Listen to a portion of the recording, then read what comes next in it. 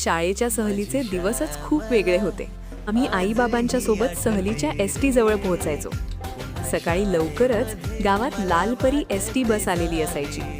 सगळे मित्र पिशव्या घेऊन धावत धावत बसमध्ये चढायचो. अरे मला खिडकीकडेला बसू दे ना म्हणून कोणीतरी दंगा करायचाच. टाळ्या वाजवत बसमध्ये गाणी लावून नाचायची. ड्रायव्हर काकांना सगळे मुले ओरडून सांगायचे, आपली बस त्यांच्या बसच्या पुढे जायला पाहिजे, पळवा पळवा असे बोलायचे.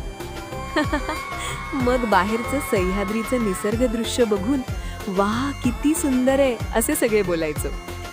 सहल ठिकाणी पोहोचलो की सर हजेरी घ्यायचे.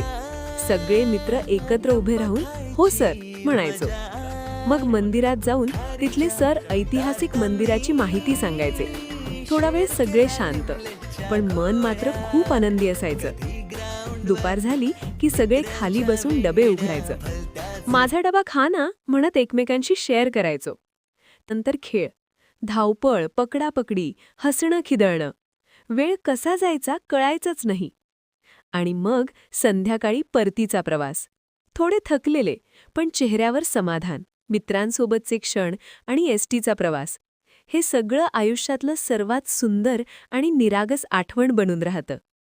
तुम्ही कितवीमध्ये असताना सहलीला गेला होता ते कमेंटमध्ये नक्की सांगा आणि आपले पेज फॉलो करा.